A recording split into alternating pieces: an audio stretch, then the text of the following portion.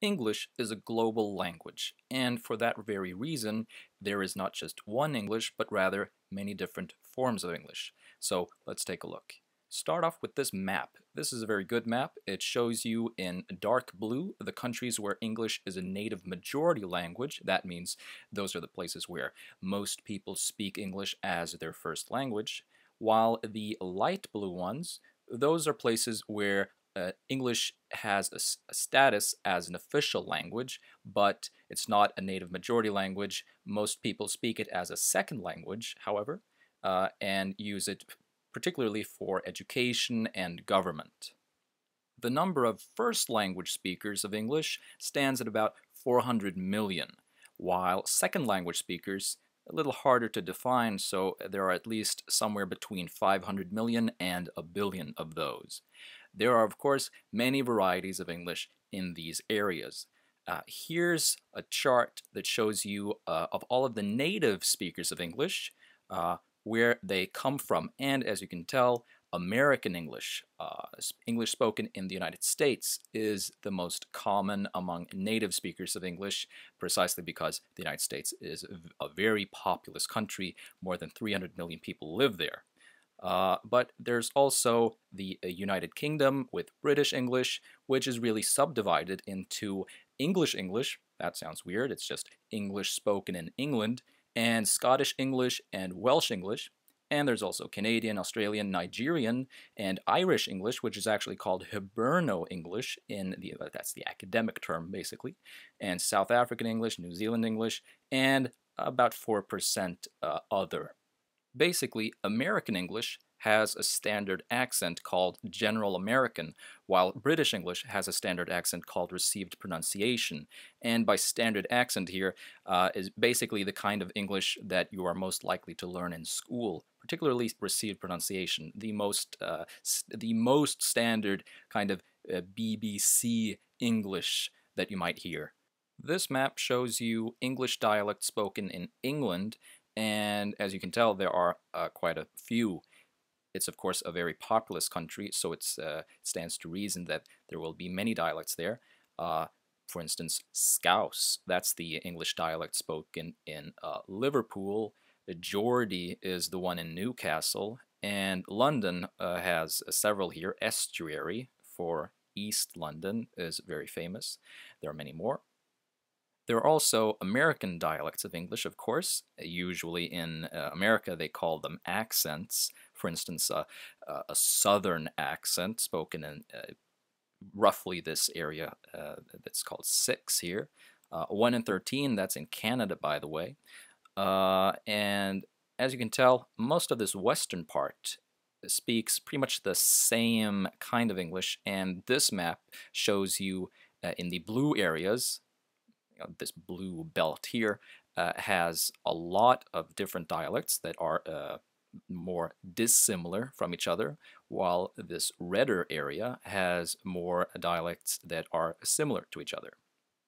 So again, basically in the eastern and southern parts of the United States, that's where you get a lot of different dialects. Rhoticity is interesting. Rhoticity means pronouncing the R when it's in the syllable final position at the end of a word, like just the word for. In American, Irish, and Scottish English, you pronounce the R, while British English, actually English in England, I mean, is famous for not pronouncing the R in syllable final position. However, there are rhotic, as we call them then, rhotic dialects in the United Kingdom, in this part and up here.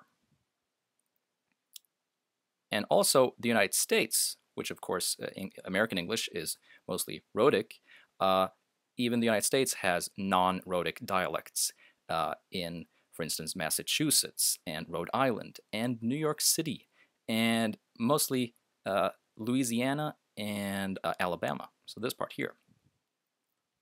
So Family Guy is a famous show that takes place in Rhode Island, and Peter and Lois Griffin very clearly speak a kind of non-rhotic dialect from New England.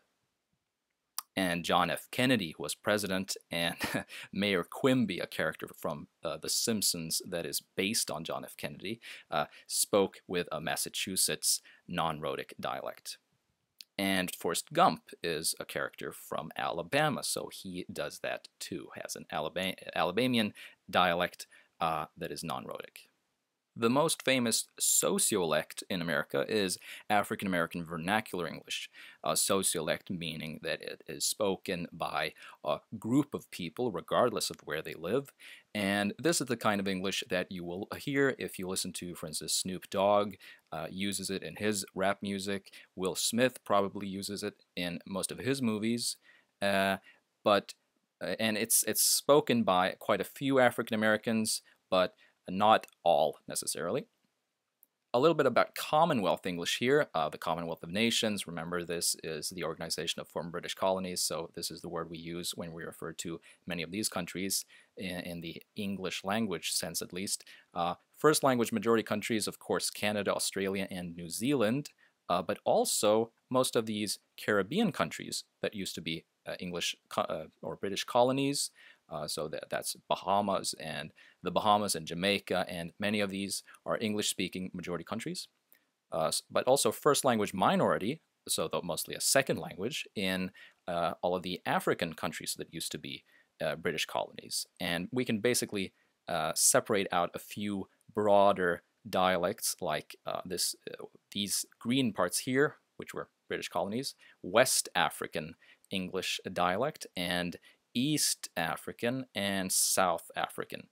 Two of these, by the way, Angola and Ethiopia, they shouldn't really be in green on this map. I don't really know why, but either way, if people learn to speak English in those places, they probably learn with the dialect that is closest to them. English is also spoken as a second language in many Asian countries, particularly India and Pakistan, also Bangladesh, and there's Singapore English, Malaysian English, Brunei English, Philippine English. Very many people speak English in the Philippines, Hong Kong English, and I should also add the Papua New Guinea here, and most, if not all, of these island nations in the Pacific Ocean. But by the way, Malaysia perhaps is the one where the least people speak English nowadays. But there are also some non-standard varieties of English. So all of the ones that I've mentioned so far are standard varieties, standard English, so that they mostly have a lot in common and share the grammar, while these non-standard varieties, called either pidgins or Creole languages, they are non-standard, they do not have the standard grammar, and they may have very many words that you would not be able to recognize.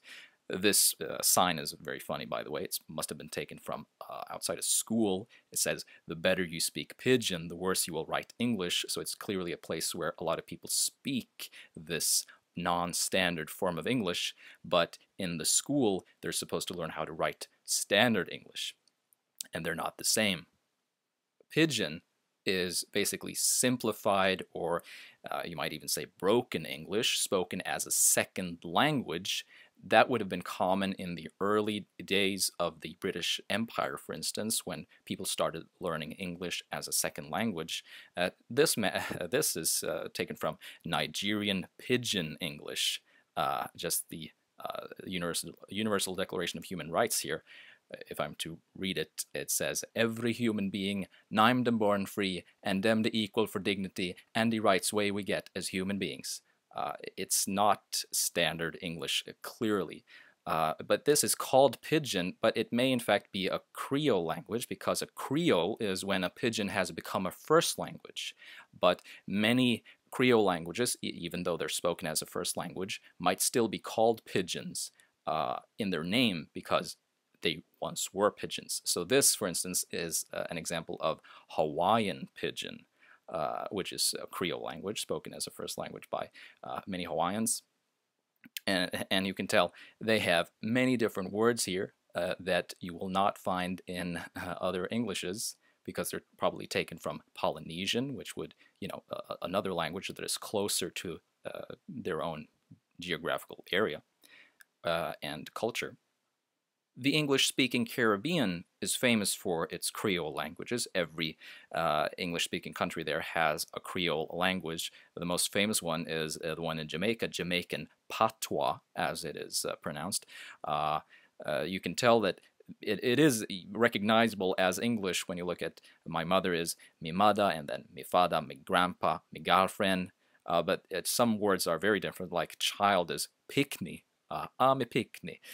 So this is a Creole language, but Jamaica also has a Jamaican Standard English, which is the Jamaican accent or dialect for Standard English. That's the one they use in education and government. But a lot of people speak Jamaican Patois, which is then a little bit different.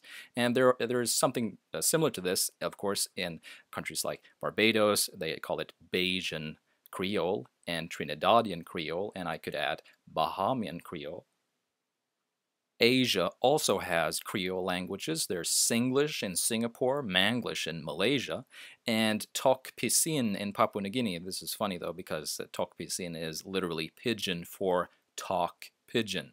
And this photo is from Papua New Guinea, and this sign is in Tok Pisin.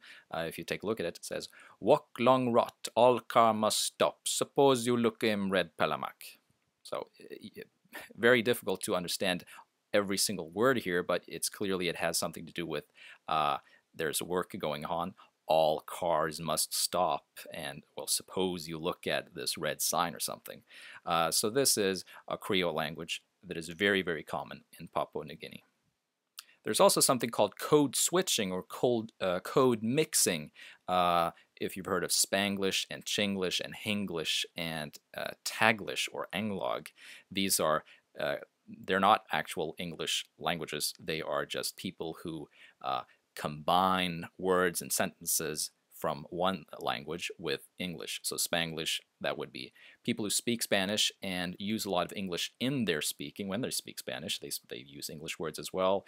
Same for Chinese and English. Hindi and English, that's the major language of India. And Taglish, this is Tagalog, which is the national language of the Philippines, and this is an example from that. Personally, I find it very annoying to listen to code switching, because I can understand words and sentences, but it's too little to understand all of what is being said, of course. Chinglish, by the way, if you actually Google Chinglish, what you mostly get are signs that have been translated into English from Chinese, and they're supposed to be humorous. Well, we take them to be humorous because it's kind of a bad translation, though. Anyway, thanks for watching, and catch my next video on the history of the English language.